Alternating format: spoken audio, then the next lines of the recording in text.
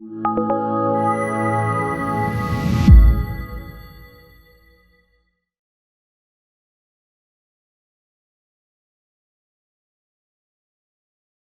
my next topic for discussion is the Zapruder film. This is stage 3 of what I call the deception. We're talking about deceit and deception in the evidence, and this is my third category of deception.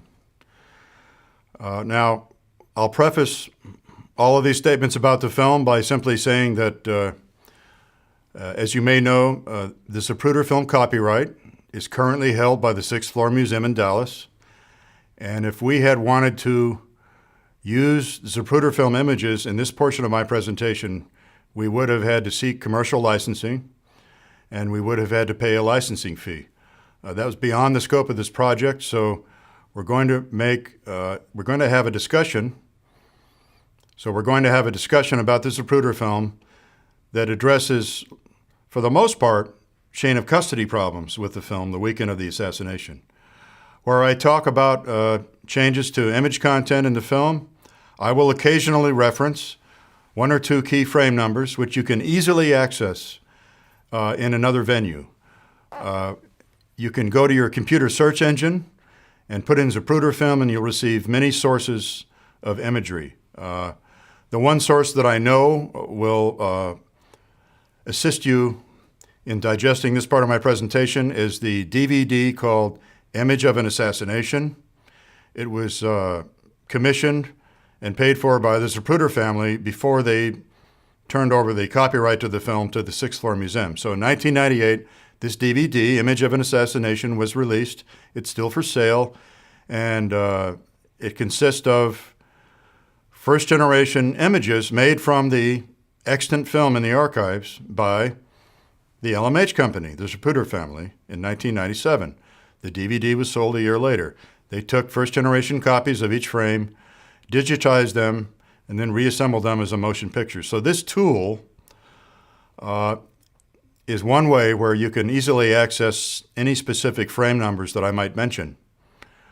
Now, the images in that DVD, many of them are subject to a high contrast buildup. The contrast has been played with, and many of them are a bit darker than perhaps they should be, and some of the color has been brightened up, and so it's not an exact copy of what's in the archives, but for our purposes, for the purposes of this discussion, that is one of the many tools you could use to access any frame numbers that I refer to in this presentation. So let's move on now and talk about the Z film. Now, I've concluded that the famous Zapruder home movie appears to be an altered film, not the authentic out-of-camera original. The Zapruder film is admittedly the hottest topic within the JFK research community, so you are going to get my own personal conclusions about the status of this film based on my 3 years of work with the Assassination Records Review Board, where I was the point person for all Zapruder film matters, and based on additional study that I've conducted during the decade following the shutdown of the review board. So without any further ado, these are the things about the film that I believe have been altered. The true exit wound in the right rear of the head has been crudely blacked out. I would encourage anyone who has access to the film to look at frame 317. And the large head wound seen in the right front and top of the head may be nothing but artwork. In fact, it has to be artwork because it's entirely inconsistent with the wound seen at Parkland Hospital in Dallas, Texas. Now, we've been discussing the wound seen at Parkland Hospital, and in fact, the wound seen right after President Kennedy arrived at Bethesda by many people. And none of those people described any damage to the top of the head or to the right side of the head, forward of the right ear. And yet in the Zapruder film, that's the only damage you see. You see the right rear of the head blacked out. In fact, the entire rear of the head blacked out, severely blacked out, with darkness that's almost D-max, it's so dark. And you see a massive wound on the top of the head and a large wound on the right side of the head, which look very, very similar, but not exactly the same as the autopsy photographs we've been looking at. Now, here are some other indicators of the film's likely alteration. Abraham Zapruder and his secretary, Marilyn Sitzman, who was standing with him on the pergola, both claimed that he started filming the motorcade before the car turned the corner from Houston to Elm Street. They both have said that. Both said that for years before they passed away. They were consistent with each other. You don't see the turn of the limousine from Houston to Elm in the existing film. The exit debris seen traveling to the left rear of JFK's head by numerous Dealey Plaza eyewitnesses is not seen in the existing film. Some of the people that have described this quite vividly, Dealey Plaza witnesses, are the Willis family in the Men Who Killed Kennedy series, Charles Brem and Mark Lane's film Rush to Judgment, B.J. Hargis, one of the motorcycle policemen to the left rear of the limousine in numerous interviews, and Beverly Oliver. And I might add, there were two Dallas County surveyors, Mr. Brenneman and West, who were commissioned by Life magazine very shortly after the assassination to make a plat map, an accurate plat map, a surveyor's map of Dealey Plaza and what happened during the assassination using blow-up frames from the Zapruder film. They were told these are blow-up frames from Mr. Zapruder's film. So they had access shortly after the assassination to 8x10 glossy prints, at least 4 or 5 of which they recalled years later showed exit debris leaving the president's head and traveling toward the left rear. This recollection of theirs is consistent with motorcycle outriders Hargis and Marshall being hit in the face, in the visor, all over their uniforms with debris to the left rear of the limousine. It's entirely consistent with that. Now, those gentlemen are deceased now, those two surveyors, but they gave newspaper interviews in the 1970s. Their comments are on record, and they're credible in the sense that they're describing the type of debris and the direction of travel consistent with all the Dealey Plaza eyewitnesses who talk about it. Now, the rapid motion of JFK's body back and to the left in the Zapruder film, the so-called head snap, interestingly enough, was not described by Dealey Plaza eyewitnesses.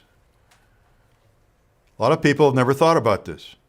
We're so used to watching the Zapruder film and seeing the back and to the left motion of the president during the shooting, and we're so used to equating that with shots from the right front that we assume that all the people in Dealey Plaza saw this. None of the Dealey Plaza eyewitnesses that I know of, and I've studied this case for over 3 decades, none of them described such a rapid motion to the left and to the rear by the president. In fact, some of them described the head going forward.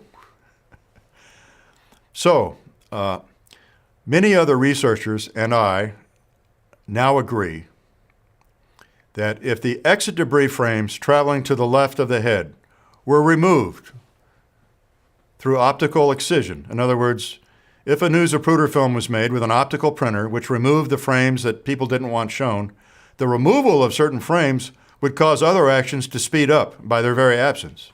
So if you remove exit debris frames traveling to the left rear from that sequence of the shooting, then any motion the president's body had are going to be rapidly speeded up. And so I conclude today, I highly suspect that the rapidity and force of this motion back and to the left, the violent nature of it, is actually an unintended artifact of film alteration. It's an unintended artifact of removal of exit debris frames because none of the Dealey Plaza eyewitnesses saw it. I'm not saying the president didn't move back and to the left. I think he moved back and to the left much slower than you see in the film, and it's just been speeded up tremendously. Something to think about. Okay, one more indicator of possible alteration, likely alteration, is the car stop.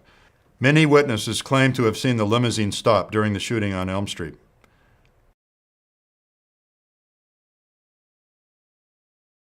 The most eloquent witnesses were the people closest to the limousine. In other words, the people most likely to be reliable witnesses in this regard. I'm going to name a few of them. One of them is Bill Newman, who was standing with his wife Gail and his 2 little children just to the right of the limousine during the shooting. They threw their kids to the ground and covered them to try to keep their kids from being shot. But Bill Newman, starting in the late 1960s and throughout the 1970s, consistently told people that the car stopped very briefly during the shooting, very briefly, for about a second or a second and a half, and that there was no doubt in his mind this was the case. I had the privilege to talk to him on the phone in 2009, and he told me the same story. So he's a car stop witness. He was the closest person to the right of the limousine. Jean Hill, standing to the left of the limousine with her friend Mary Mormon. Jean Hill executed an affidavit for the sheriff's office that day, the day of the assassination. And in the midst of her affidavit, she says, I heard some shots, and then the car stopped for an instant, and then I heard some more shots. So that's another car stop witness adjacent to the limousine, just to the left of the limousine. Hugh Betzner is another persuasive car stop witness. Hugh Betzner was taking photographs of the motorcade from just behind the limousine and to the left, maybe 100 or 150 feet behind the limousine as it went down Elm Street. Mr. Betzner executed a sheriff's affidavit the day of the assassination, and twice in his affidavit, Betzner talks about the car stopping. So in one instance, he talks about seeing what he thought was a firecracker exploding in the car, and the car stopped for an instant. And in a later part of his affidavit, he talks about running immediately down the street to where the car had stopped. So that's three very reliable car stop witnesses. And another one is Mr.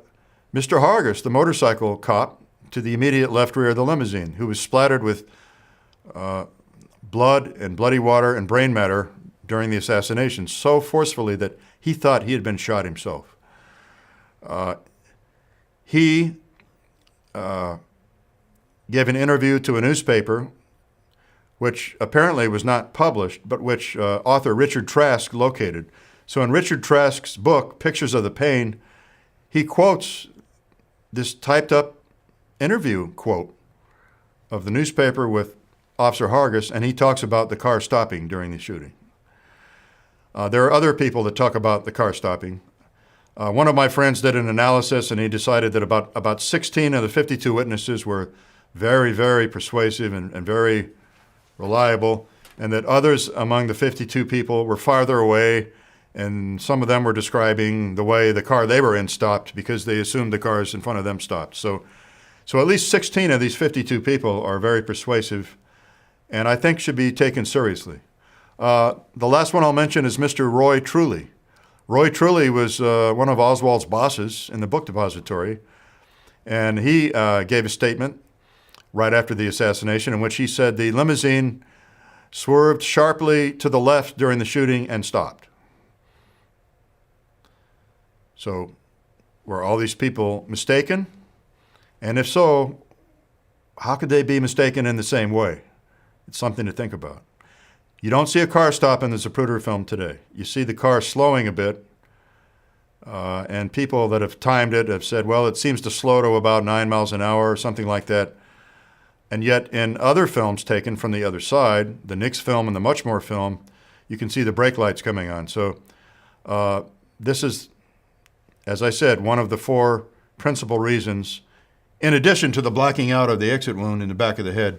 This is one of the four additional reasons why we believe the film may have been altered.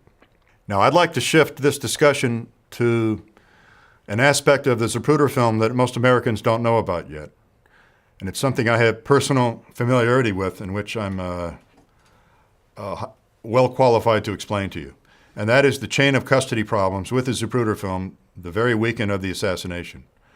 The public story that everybody thought they knew for decades was that the Zapruder film was sold to life on Saturday. I'm now going to discuss an aspect of Zapruder film alteration that most Americans are not familiar with yet. And that is the serious break in the film's chain of custody the very weekend of the assassination. The most famous magazine in America at the time, the most famous pictorial spread magazine, news magazine, was Life magazine. And Life was owned and run by the Time Life Incorporated empire. And Life magazine's representative, Richard Stolley, purchased rights to the film, the rights to print still images from the film, from Abraham Zapruder on Saturday, November 23rd, the day after the film was developed in Dallas. Those rights from the first sale contract were the rights to borrow the original film for a week, and at which point Life magazine would have to return the original a week later, and then Zapruder would give them one of the copies. Those were the terms, and it was for $50,000, and it was print rights only. So at any rate, Mr. Stolley, after this contract was signed, put the camera original film, 8mm home movie, on an airplane to Chicago Saturday afternoon. He has said this consistently over the years. There's no reason not to believe him. I believe him. What happened to it after that is under dispute now. The story that people believed for decades was that the Life printing plant in Chicago had the film all weekend, from Saturday night on through the weekend, and that they took this original film, and from the original film, which is color, they made their first magazine spread of images from the Zapruder film. Now, the interesting thing is the first magazine spread was the November 29th issue of Life. It came out, the first issue was sold early on Tuesday the 26th, and subsequent issues were mailed out in the days after that. The first few issues came out Tuesday the 26th, but they didn't show color images. They showed very fuzzy, muddy-looking black and white images. It's always been a kind of a mystery. Why were the images so bad? Why were so many of them so tiny? And why were so few of them large images? And why were they of such poor quality? We'll talk more about that later. I think I know the reason now. At any rate, it was thought that Life had the film all weekend. We now know that that's not true. I'm going to give you the short version of what happened, and then I'm going to backtrack and explain to you how I came up with these conclusions. It's important that you understand how I came up with the conclusions for you to take them seriously. And you really need to take them seriously, because this is a rewriting of history so that we're no longer believing a myth and we're now believing the truth. The original Zapruder film wasn't in Chicago very long. It was diverted somewhere in Chicago and flown to Washington, D.C. on Saturday, the same day it was purchased. It arrived in Washington, D.C. at 10 o'clock p.m. Saturday night. It was sent to the CIA's National Photographic Interpretation Center, this country's primary facility for analyzing photographs. Now, the NPIC, or NPIC as it was called, is the CIA facility which conducted photographic analysis primarily of U-2 photographs, U-2 aerial surveillance, or the early satellite reconnaissance photos from the Corona satellite program. They also conducted some human surveillance photographs, but mostly it was aerial. But this place was a joint national asset managed by the CIA with many members of the military working there, and they were the preeminent experts in this country in doing photographic analysis. So the original film went there at 10 o'clock at night, Saturday, and the mission for the NPIC was to make briefing boards, was to blow up individual frames, magnify individual frames from the Zapruder film, make prints, mount the prints on briefing boards on cardboard stock, 20 by 22 inches, almost a perfect square, and write notes of what you did, what you know about the film, what you understand about it, what frame number, things like that, what magnification factor, and make these briefing boards for government officials. The people that brought them the film, Secret Service agents, left at 3 a.m. the next morning, left at Sunday at 3 a.m., before the briefing boards were finished. The people at NPIC didn't know where they were going, but they left with the film at 3 a.m. The next night, Sunday night, well after dark, in other words, 24 hours after the Saturday night arrival of the film, another Zapruder film showed up at the NPIC. And once again, the mission of the NPIC was to make briefing boards, to blow up individual frames from the Z film, mount them on briefing board stock so that government officials could be briefed. That sounds a little strange, you may say. Didn't they just do it the night before? Well, they had done it the night before. And in fact, The work crew that had done the work the night before was not called in the next night on Sunday. A completely different crew was called in, which was highly unusual because the crew called in the previous night was the duty officer, Dino Brugioni, we'll be talking about Dino in just a minute, and department heads from the building. The head of the graphics department, Bill Banfield, and the head photogrammetrist, Ralph Pierce, plus worker bees to help them out. So 3 big shot managers were called in to do that work Saturday night. That makes sense to me. Much lower level people were called in the next night. A completely different work crew was called in, which is really rings alarm bells. This is one of the hallmarks of a compartmentalized operation. You call in a different crew of people so they don't know what happened the night before, and so that the people who worked on the film the night before don't know what happened the second night. So the Zapruder film, which was brought to the InPic Sunday night for the second briefing board event, was brought to them, the courier said, from Rochester, New York, from Kodak headquarters, from the world's premier research and development lab called Hawkeye Works. Hawkeye Works was Kodak's own R&D facility where they developed all kinds of new products, new motion picture film, you name it, new still picture film, and it was also the facility where they did highly classified work for the CIA. The CIA had classified contracts in place for Kodak to do work for them at Hawkeye Works related to the U-2 program and the Corona programs. But I can assure you that much more was done at Hawkeye Works than just CIA work on U-2 and Corona photos. So the courier, a Secret Service agent, brought the film from Rochester, New York. He says, I've come from Hawkeye Works, and he said, I want certain frames magnified and blown up and made into briefing boards. He then proceeded to tell lies about the film. He told the work crew at InPic for the second event that this was a camera original film and it had been developed at Hawkeye Works. Now we know that's not true.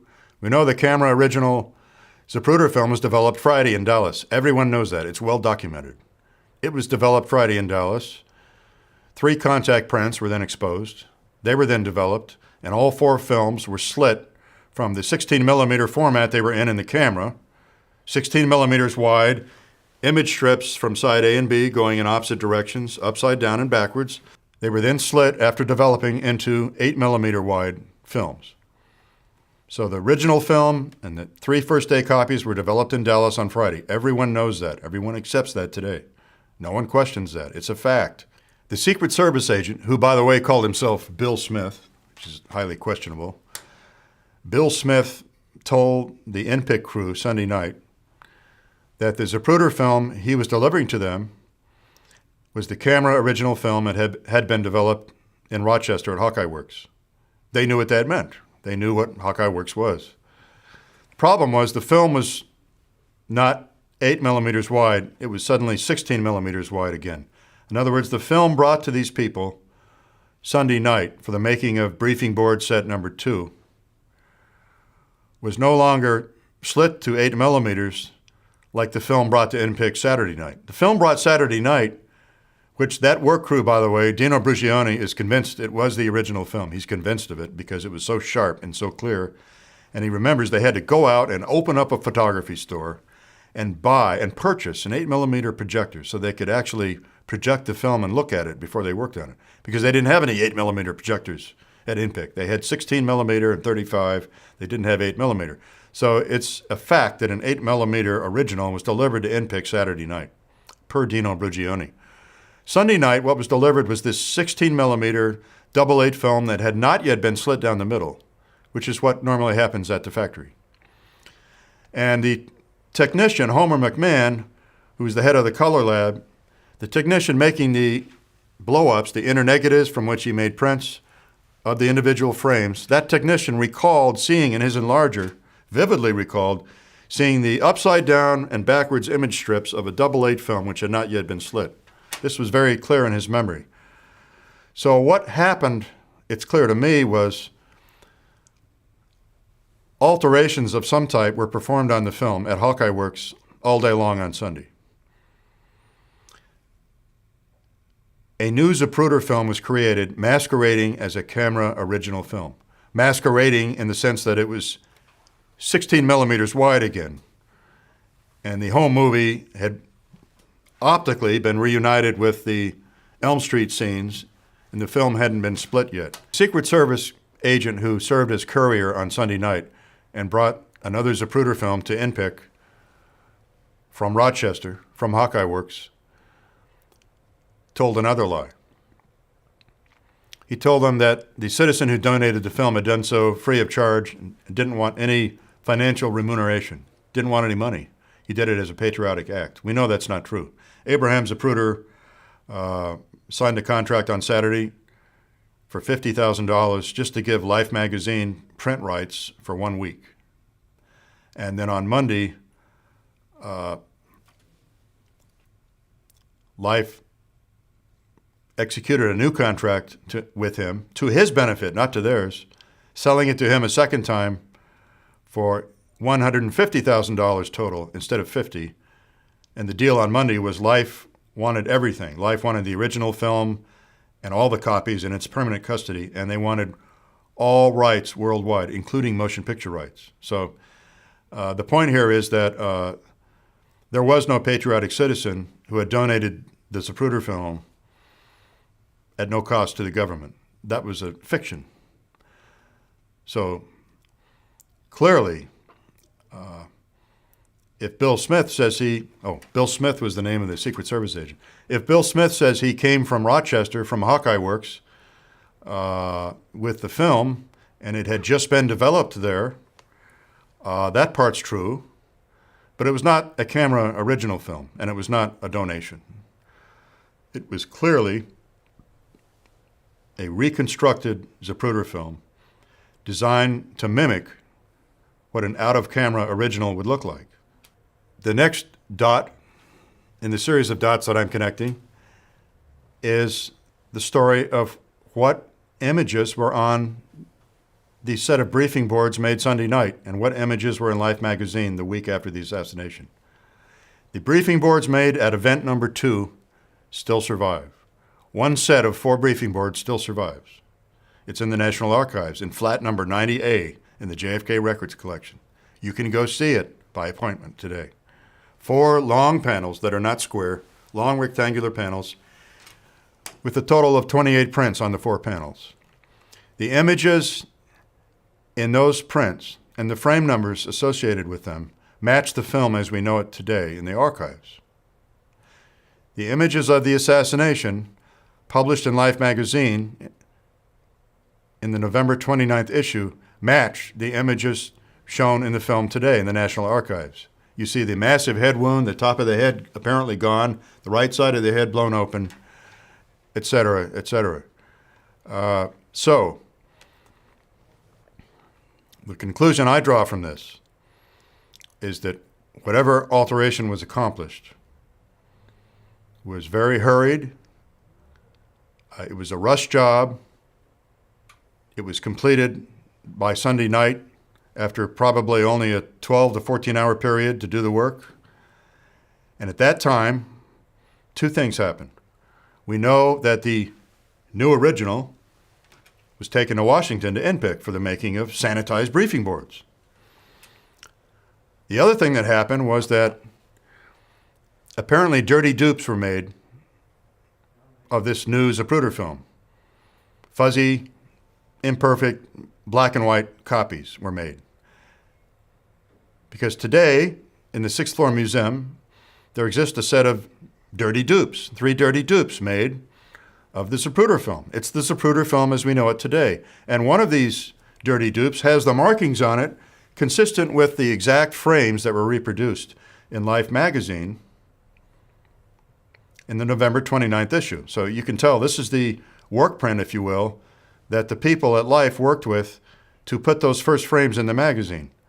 And I conclude that the reason Life magazine published such terrible versions of the Zapruder film, starting on Tuesday, the day after the funeral, in the November 29th issue, the reason the images were so poor and were black and white and were so fuzzy and muddy is because they didn't yet have the new original returned to them. It was still in the hands of the government.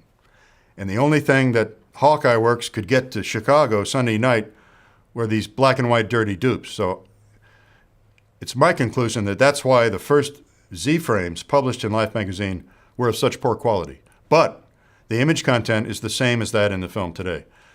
So I think a rush job was done at Hawkeye Works on Sunday. The technology of the day, the analog technology of the time, was only capable of altering certain things in a film. There was no CGI at the time, no computer-generated imagery, no digital technology. All they had was analog technology, the tried and true techniques used by Hollywood. So my conclusion is that the film is altered in a limited way, in the ways I've already discussed, by the use of optical printers and the technique of aerial imaging. It was a rush job. It was an imperfect job of alteration, very imperfect.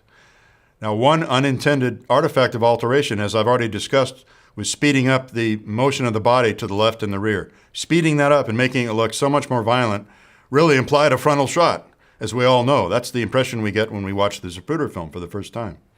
And it's the same impression we get when we watch the Zapruder film for the 100th time, is that guy was shot from the front.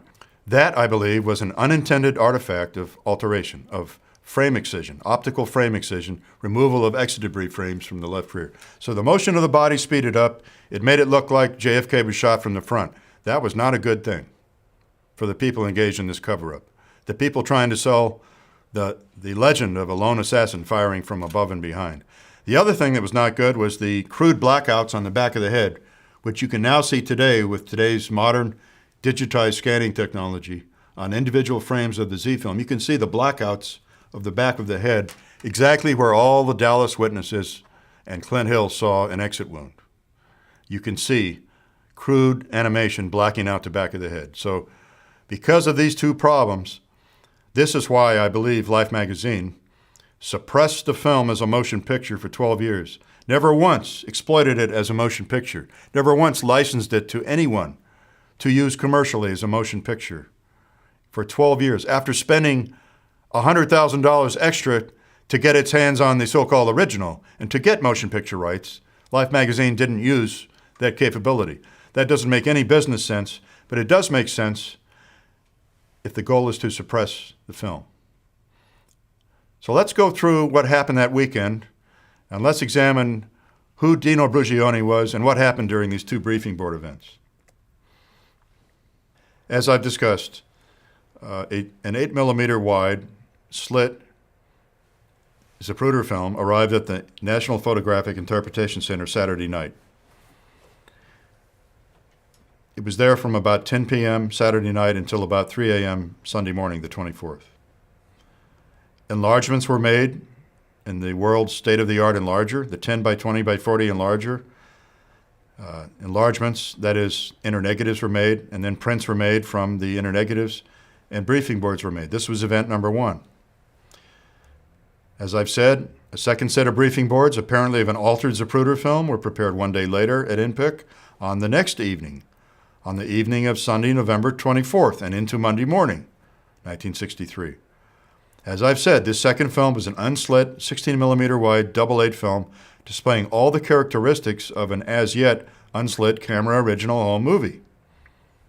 It was couriered to INPIC from a highly classified Kodak film lab in Rochester called the Hawkeye plant. Now, the Hawkeye plant was Kodak's name for its R&D facility. The CIA's name for the facility was a code name called Hawkeye Works.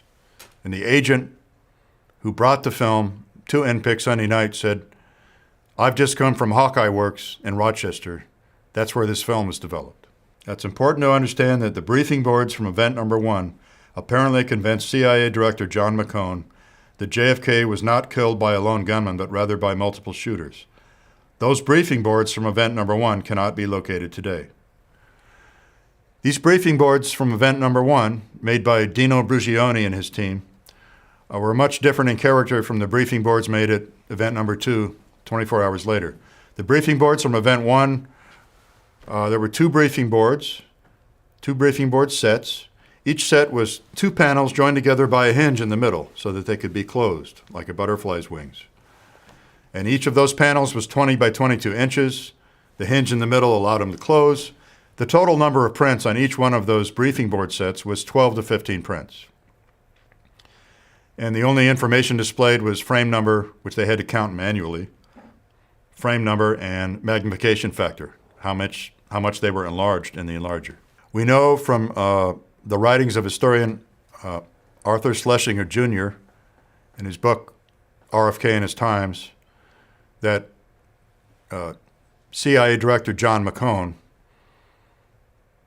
got together with Bobby Kennedy, the deceased president's brother. He was still Attorney General in name, if not in fact, and told him shortly after the assassination that his conclusion was that there was more than one gunman, that there were two shooters. This first set of briefing boards from an unaltered Zapruder film is most likely the source of that conclusion, one would think. I think it's a reasonable speculation. Now, one set of briefing boards, as I've said, from Event 2 survives today in the National Archives. Unfortunately, the briefing boards from Event number 1 have disappeared. Two briefing boards were made. One was for Director McCone. One was for the customer, the Secret Service. The Secret Service is the outfit that commissioned the making of the briefing boards. They wanted these made so they could brief government officials, so they could understand what had happened. So two sets were made. Neither one of them exists today. But we have one set of 4 briefing board panels, which are not connected by any hinge, one set of 4 panels that does exist today from Event number 2. Now, as I've said, Events 1 and 2 utilize completely different teams. In view of the reasons to suspect that this film has been altered, this is very suspicious activity. The team at Event number 2, Homer McMahon and his assistant Ben Hunter, were told by the Secret Service agent Bill Smith that they were not allowed to discuss their activity with anyone else, including their own supervisors.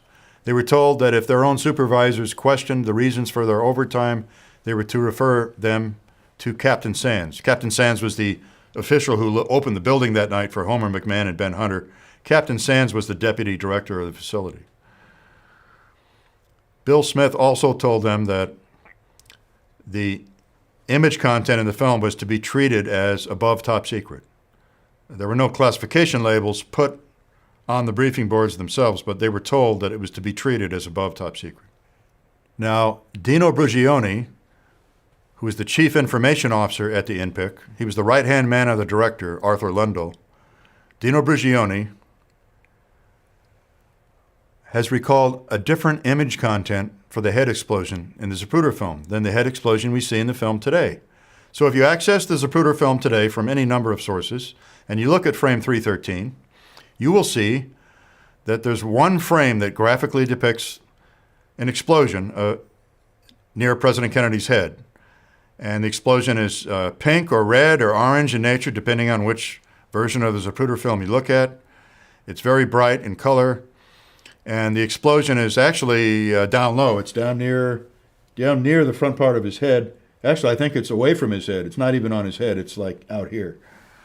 But that head explosion is something that anyone who's watched the film, especially in slow motion, can readily recall. Dino Brugioni, a man with impeccable credentials, as I said, recalls a very different head explosion than seen in the film today. This is another reason to believe that he did see the camera original film Saturday night, and that the film he saw Saturday night was very different from the one seen the next day on Sunday evening at the same facility. One or two JFK researchers had contacted Dino Brugioni before 2009, but the information they got was hard to understand, and I don't think it was well documented. In 2009, Peter Janney, a JFK researcher in New England and the author of the book Mary's Mosaic, Peter Janney called Dino Brugioni out of the blue. It was a cold telephone call. And Peter said to Dino, "Are you Dino Brugioni who used to work at INPIC?" And Dino said, "Yes, I am. What can I do for you?" Peter said, "Well, my father used to work for the CIA, and his name was Fred Janney." And Dino says, "Oh, yeah, I knew Fred Janney. I knew him well." And so Peter said, "Okay." So Peter said, "I've been studying some interviews that the review board did with some INPIC employees about their work with the Zapruder film." And he said, "I wanted to ask you some questions." He said, "Would you talk to me?" Dino readily agreed. He said, "Sure." So During 2009, Peter Janney proceeded to interview Dino Brugione 8 or 9 times. Each of these was a lengthy interview recorded on MP3 media. Peter contacted me after the very first interview and said, "I have an interesting witness here. Let me tell you what he just told me.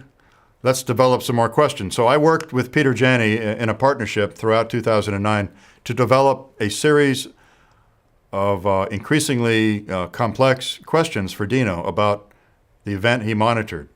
And by the end of the year, we had a pretty good feel for what he did on Saturday night, November 23rd, and early Sunday morning, November 24th. We had a pretty good sense of it.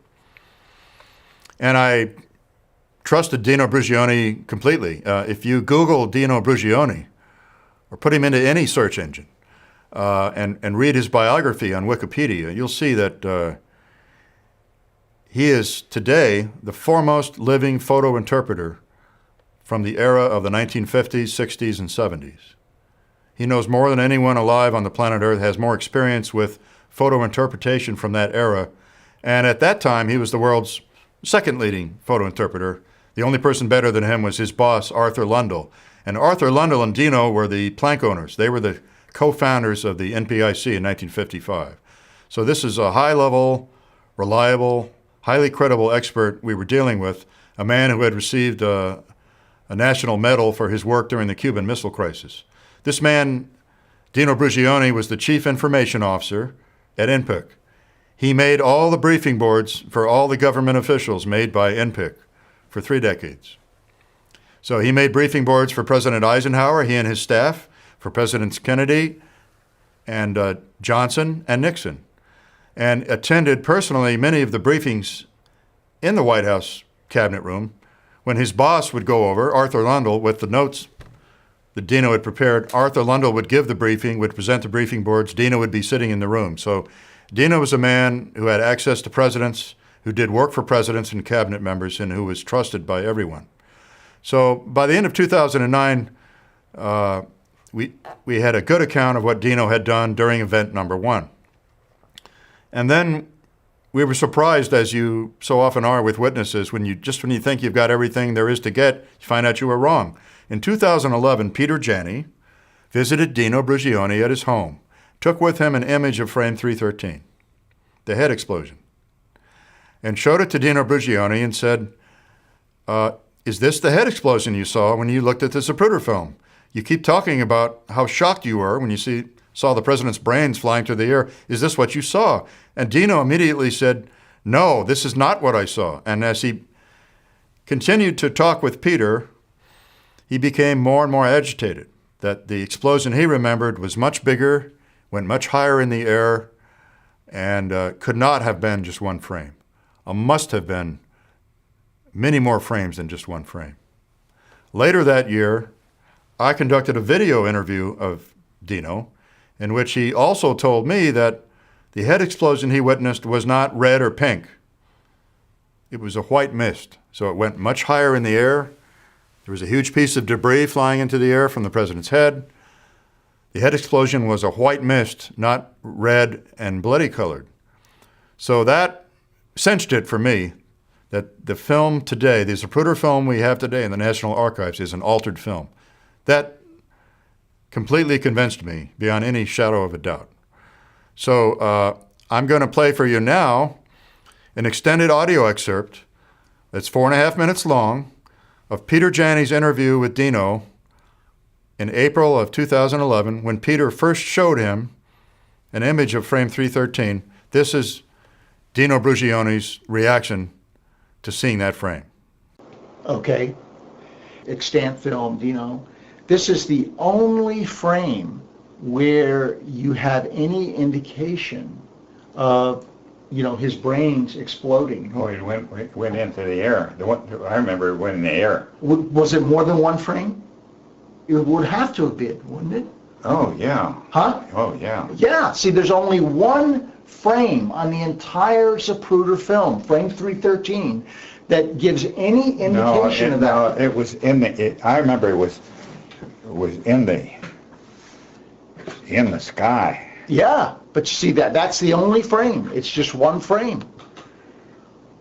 This, now we go up to 635, 335, but let's go back to 313, okay? That's the There's only, no 314th? yeah, there is a 314, but it has none of this, pink haze, blood water. No, I remember all of us being shocked. And was it going out the back when you saw it? It was going out front. It was going out the front. Going up. Up, okay. But was it leaving a trail in the rear? No, it was straight up. Uh-huh. I remember. But if that event took place, wouldn't you suspect to see it on more than one frame? Oh, yeah, yeah. And because you're shooting, what, 18 frames per second? Isn't that what that camera did? There should have been more than one frame. Yeah, right, there should have been. Because here now is a picture. There's no doubt in my mind, and I remember all of us being shocked because I thought the spray was say 3 or 4 feet from his head. Uh-huh. Up in the air? Yeah. Uh-huh. Well, see, here we are again. I want to just have you look at this one more time. So, What I saw was more than that. this is frame 313, so you saw more pink mist going up, straight up? What I remember it was like right here, Uh-huh. but high. Uh-huh. It wasn't low, it was high. Uh-huh.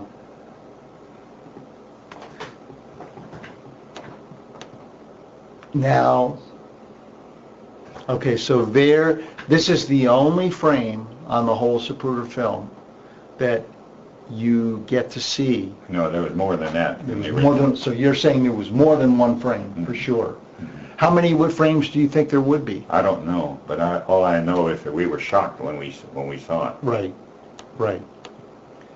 For nearly 50 years. Well, now they claim that if you go down to the archives, you ask for the Zapruder film, they claim that that's the true one. That's the true one, right. The one the frames that we just looked at.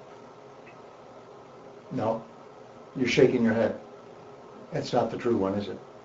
Is that what you mean? I say the one that I saw, man, his head, it was way high off of his head. Yeah. The debris. And I can't imagine that there would only be one frame. Right. That's it. Right there. Because that film, I remember looking at the film, and I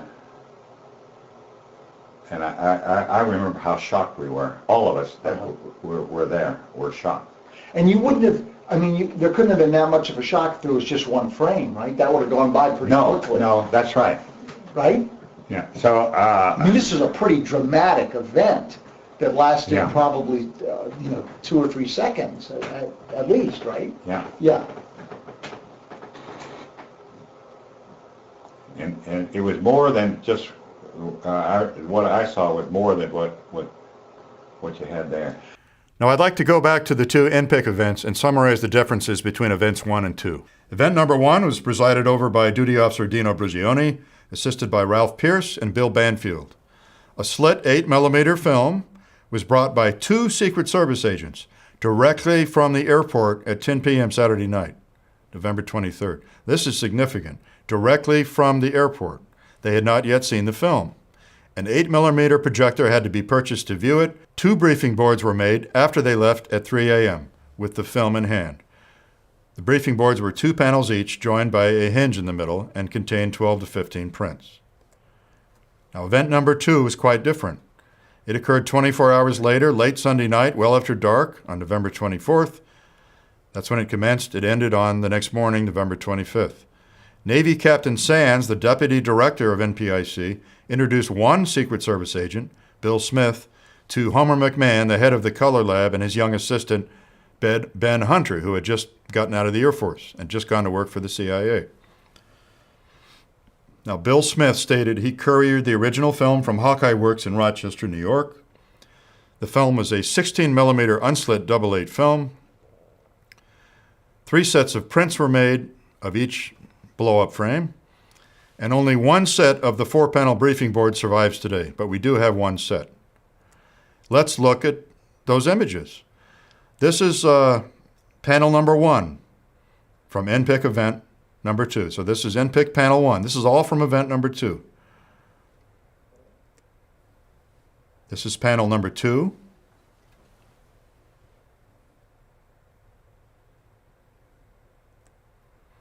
This is panel number 3.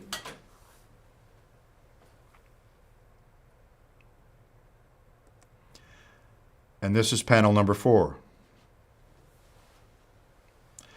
The total number of frames is 28 frames.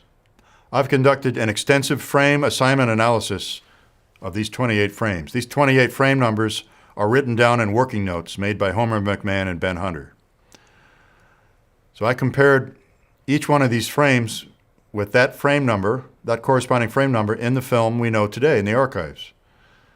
And they are all either exactly identical, in other words, the image content is the same and the frame number is exactly the same, or it's only 1 frame number off. So there were a few frames later in the sequence where the frame number is 1 frame off, and I account that to simple human fatigue and error during the counting process, because these people had to count the frames by hand. I mean, they're not numbered on the film. They had to count them by hand, and you're dealing with an 8mm strip of film that's very thin, and it would have been a very tedious process. So my frame assignment analysis verifies to me that the images on these briefing boards, as I said earlier, are the same as in the extant film in the archives today. That tells me that the alteration was completed. The same wounds seen in the Zapruder film in the archives today were seen in Life magazine in the November 29th issue. So I want to reiterate, the alteration was a rush job. There were only so many things that could be done to the film with the technology of the day, and it was completed after 12 to 14 hours. I'd like to point out one more thing about these 4 briefing board panels. If you look at the head explosion on panel 4, which you can see here, you'll see 2 colored triangles below the print. That possibly implies a double headshot. On the 4 briefing board panels, there are a total of 6 colored triangles. They clearly, they seem to me to be someone's impression or idea of how many shots hit the occupants of the limousine. Let's go back, in fact, let's go back and look at panel 1 and look for the colored triangles. Now in this panel, in panel number 1, you can see 2 colored triangles. One is in between the first 2 frames, and just below the frames, there's a red triangle.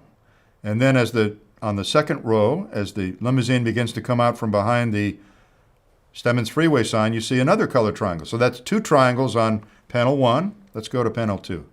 On panel 2, there's another colored triangle in the middle row between the first and second prints. It's a blue triangle. Let's go to panel 3. Panel 3 displays 1 colored triangle. It's on the first row, just prior to the first print on the left. So that's 4 so far. Let's go to the final panel, panel 4. You see 2 colored triangles below frame 313, the headshot. So to reiterate, there are a total of 6 colored triangles in the surviving briefing board panels. It's of great interest to me and should be to anyone who studies the film. I don't have definitive proof as to what they represented, but I think it's a reasonable conclusion that it was somebody's idea of where shots hit occupants of the limousine. Now this is a photograph in this slide of Dino Brucioni as he appeared in 2011 when I conducted my video interview of him. His mind was still very sharp. He was 91 years old at the time. His mind was extremely sharp.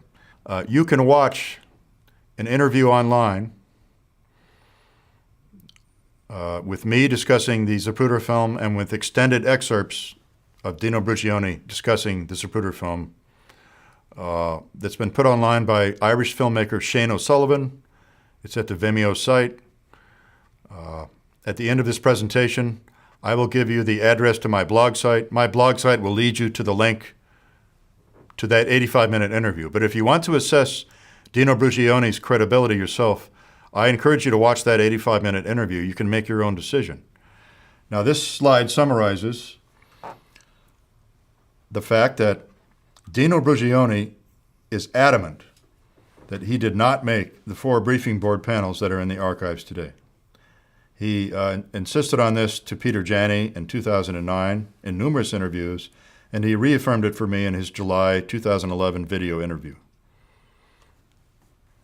This confirms that there were 2 events that weekend.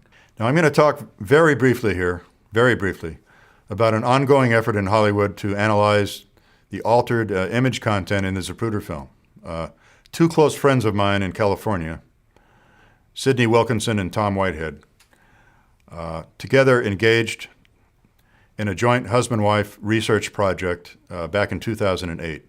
Sidney decided to purchase a duplicate 35mm negative, a dupe negative of the Zapruder film from the National Archives. She knew that the film had been purchased by the American people at great expense. She knew it was in the archives.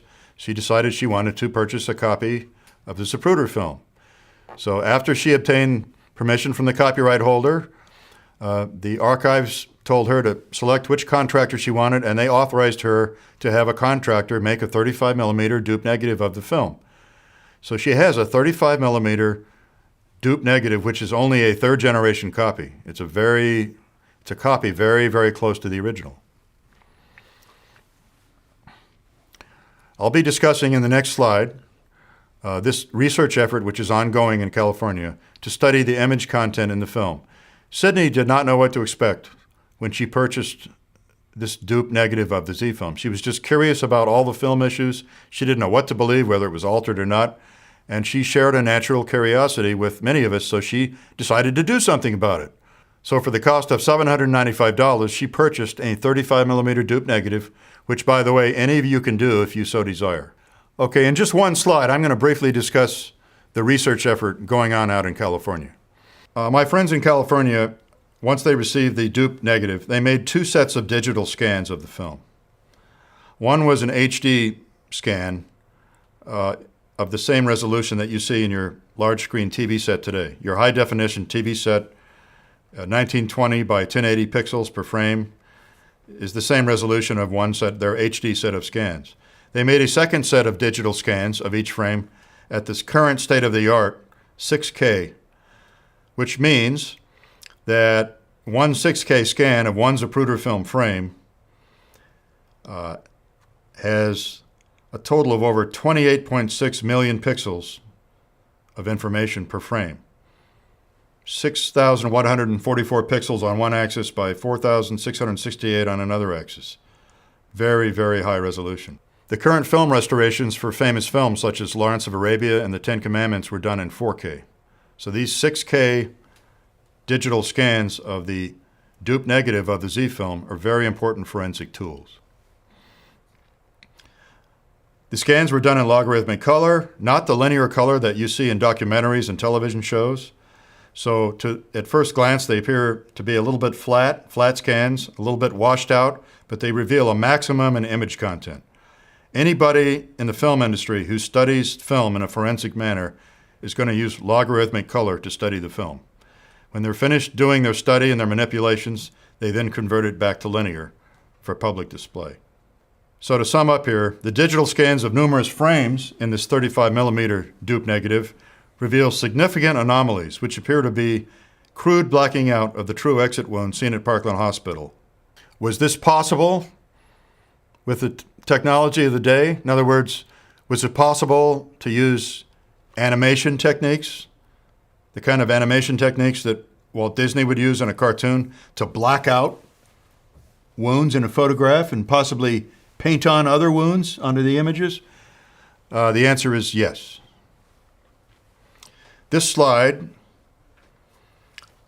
which I obtained from a 1965 textbook called The Technique of Special Effects Cinematography by Professor Raymond Fielding, depicts what is known as an aerial imaging setup. Now, a professional in the trade who worked in those times would call this an aerial optical printer. This is a schematic simplified diagram of what a modified optical printer would look like in an aerial imaging setup. An animation stand is installed in the middle of the gear.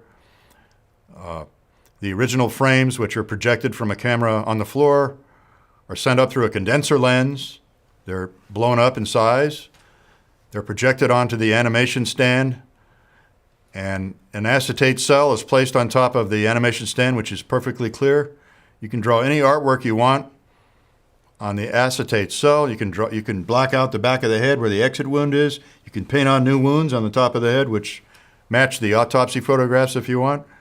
And then that altered image is rephotographed one time by a process camera at the top of the image here. So the beauty of aerial imaging is it requires a minimum of time and only one pass with a process camera. So each frame that you would alter with animation would be rephotographed one time with a process camera, and in that way, a new film could be created. This next slide shows a photograph from Fielding's textbook of a modified Oxbury optical printer with an animation stand in the middle. And you'll notice from the dress of the individual in the photo that this photo was clearly taken in the 1950s. He's not wearing 1960s clothing. What I'd like to show you now is a blow-up of this image, which you can now see on your screens. You can see the animation stand in the center of the image. The man is looking down at the animation stand. The process camera is at the top of the rig, and the playback camera is at the bottom. And for those of you who have a really good screen and can read the text, you can see that it says that aerial imaging is self-matting and only one pass is required to produce a new film frame. So yes, I conclude that the technology was available in 1963 to alter the Zapruder film in the ways that I have postulated. The technology did not exist in 1963 to alter significant aspects of the film. For example, to alter the motion of the president's body in the car. That's why we have an altered Zapruder film, and yet it shows apparent evidence of conspiracy, of a shot from the front, back and to the left. The president's body is slammed back and to the left. The reason that's still in the film and wasn't removed is because the technology did not exist to remove that part of the image. The only technology available, as I can best determine, and as my film friends in Hollywood can best determine, was the ability to black something out or paint something on. That was about it. You could not add new bodies to the film or change the position of bodies. You could remove frames optically through step printing, but you could not perform miracles. So I conclude that the alteration was limited in nature, was rushed by time considerations, because at the time no one knew what investigations there would be of the assassination. People were anticipating congressional investigations in both houses. They were anticipating a Texas inquest and anticipating who knows what, and a trial they were anticipating. So at least early Sunday morning they were. And so in my opinion, it was a rush job, and that's why it was imperfect. And that's why we can detect the alterations today, is because it was a bad job. It was a rush job. The alterations were imperfect, were not extremely well done, and were limited by the technology of the day. They were good enough to show this film at regular speed on a little homemade movie screen with an 8mm home projector and fool somebody. The alterations were not good enough to loan the film to an expert and let him examine frame by frame in high magnification. Now let's review Dino Brugione's recollections of the headshot. Let's review what he says about the headshot that he saw that is different from the headshot we know today. Number one, he says the head explosion was quite shocking, much higher in the air than in frame 313, and that a large piece of skull or other biological material was launched into the air. He does not recall the red mist seen in frame 313 today. Instead, he recalls a white mist. And he insists that the head explosion he witnessed was of such a duration and time that it could not have been just one frame. It had to consist of more than one frame. Dino is adamant about this. Let me explain how we can be so sure. The factory-designed operating speed of the Zapruder camera was 16 frames per second. As tested after the assassination, the average speed was determined to be a little bit fast, about 18.3 frames per second. But whether the film was shot at 16 or 18, that's 16 or 18 different photographs taken of action every second. And if there had been a massive head explosion, with mist hanging in the air and debris flying through the air, surely it would have lasted more than 1/16th or 1/18th of a second, surely. And apparently Dino's recollection is so vivid of some sense of time duration of what they all witnessed that he's convinced that it cannot have just been one frame. So he doubts the validity of the current film. He doubts its authenticity for all three of these reasons. Now, Professor Raymond Fielding, the author of the textbook I mentioned earlier, has been quoted by one of my adversaries in this matter as saying the following, quote, "If such an attempt at image manipulation had occurred in 1963, the results could not possibly have survived professional scrutiny," unquote. That's what's happening today in California. About 40 film professionals in Los Angeles have viewed the digital scans of these frames from the Z film. All of them have said that the so-called shadows on the back of the head, the blacking out, look extremely peculiar, unlike anything they've ever seen come out of a camera, unlike anything made by nature. And about a third of these people have just flat said outright, this film's been altered and this is the proof. Many of them suspect that the large head wound seen on top of President Kennedy's head and on the right side, many of them suspect that that part of the image has been added on as an alteration also. And some of the people that have said this are people that don't know anything about the Kennedy assassination. They don't know anything about the autopsy photos. They just said, this doesn't look right. So it's my contention that the quote by Professor Fielding is correct, that that type of alteration would not withstand professional scrutiny because today it is not withstanding such scrutiny. It has never been subjected to that kind of scrutiny until the present day. Professionals in Hollywood, film editors, film restoration experts, and colorists begin viewing the 35 millimeter dupe negative digital scans back in 2009. And people are still being shown these images today. The film, as it exists today, as viewed with today's enhanced technology, is not withstanding professional scrutiny. So all I can tell you is to stay tuned. My friends in California are working very hard on a documentary and will release it as soon as possible. But I believe that this documentary will change the world and will convince the world that the Zapruder film is not an authentic film, not as we know it today. So in summary, the Zapruder film had to hide the results of a fatal shot from the front and also depict a large exit wound, consistent with the autopsy wound photos, in order to sell the idea of a lone assassin firing from behind.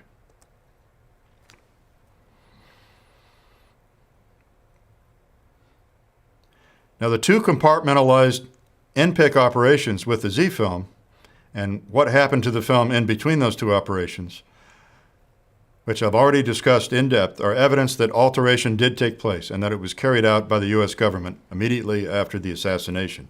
The Secret Service and the CIA were all over this film the weekend of the assassination.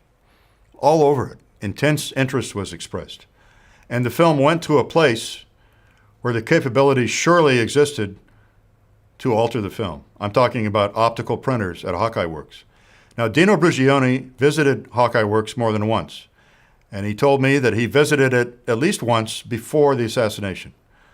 And the director of the facility, Mr. Green, who worked for Kodak, told Dino that, quote, they could do anything with film at Hawkeye Works. Mr. Green said, we can do anything. So Dino did not tour the entire facility. He toured the part of the facility dedicated to U2 and Corona satellite photography. But the director of the facility repeatedly told him that they had incredible capabilities to do things with films. Apparently, the one thing they could not do was do 40 times magnification with an enlarger. So, film had to go twice to Washington to make these blow-ups for briefing boards, because Washington had the 10 by 20 by 40 above state-of-the-art and larger. But you can be sure that since Hawkeye Works was a research and development facility for new motion picture products, that it had optical printers. And from there, you can figure out the rest of the story.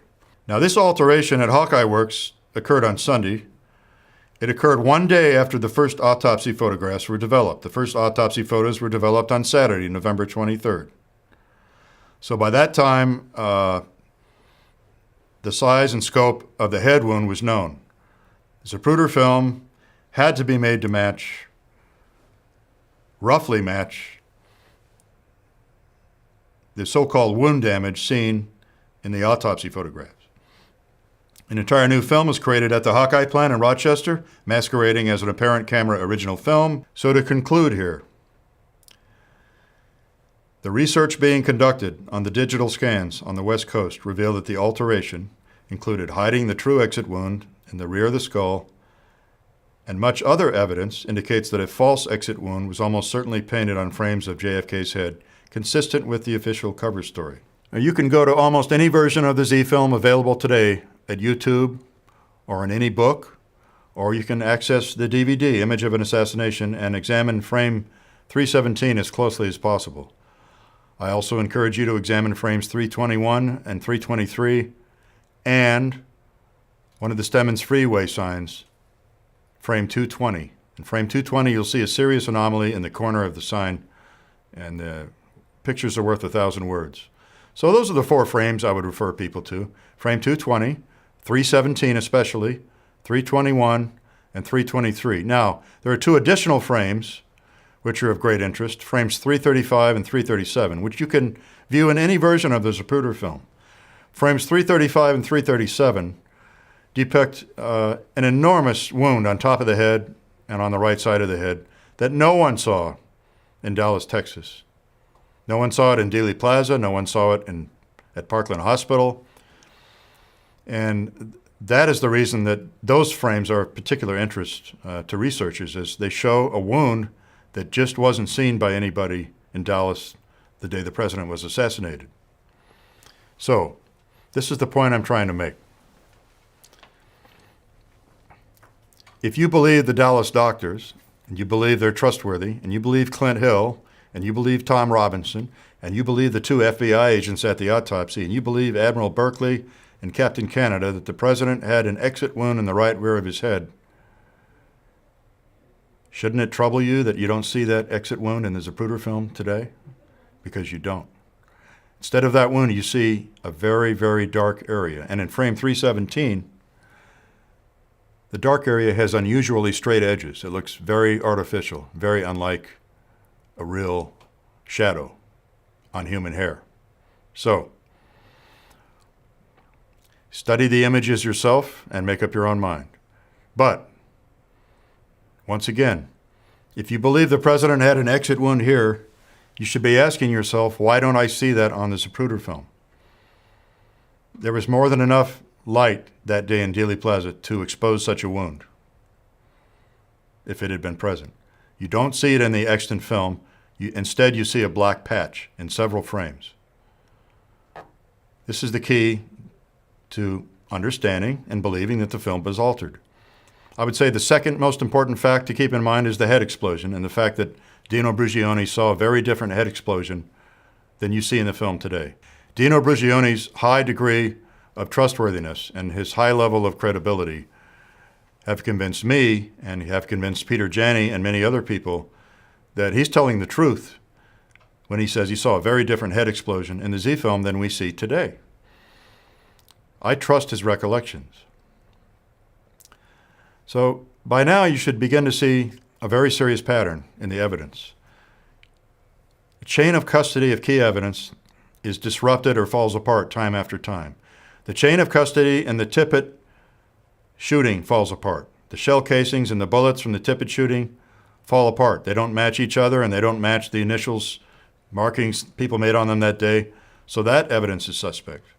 The chain of custody of the magic bullet, Commission Exhibit 399, falls apart if you read the FBI report written in July 1964. Somebody in the FBI was honest Somebody told an agent to go out in the field and interview everyone who handled the magic bullet, the stretcher bullet, the day it was found. And somebody did that.